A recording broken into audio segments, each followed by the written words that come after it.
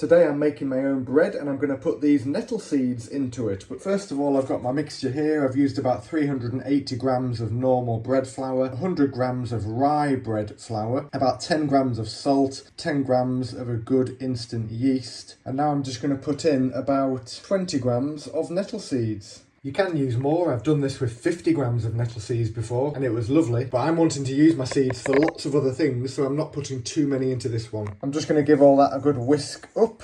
In here I've got 2 tablespoons of maple syrup and I'm just going to add to it about 390 to 400 grams of lukewarm water. We'll just give that a whisk up as well, just to make sure it's all nicely dissolved into each other. So then we add that sugary syrup to the flour, then just a tablespoon of olive oil, and then we're just going to mix this up until all the liquid's absorbed and it forms one big sticky dough ball. So there's my dough ball. I'm just going to cover this container now with a damp tea towel or plastic wrap like cling film or something, and then just leave it in a warmish place for a couple of hours for it to rise. I'm just looking for it to rise to about double its current size. Okay, so 2 hours has passed, so I'm just going to now add roughly about another tablespoon of olive oil. I'm just going to drizzle it over the top like that, and then I'm just going to use my hand to rub it all over the top layer of this bread dough. And once I've done that, I'm just using my hands now just to bring it in from the edges a little bit, kind of like that. And then we're just going to flip it over so that the oily side is on the bottom now. So we've just flipped it over. What I'm going to do now is just from the edge here, from the edge, one of the edges, I'm just going to roll it over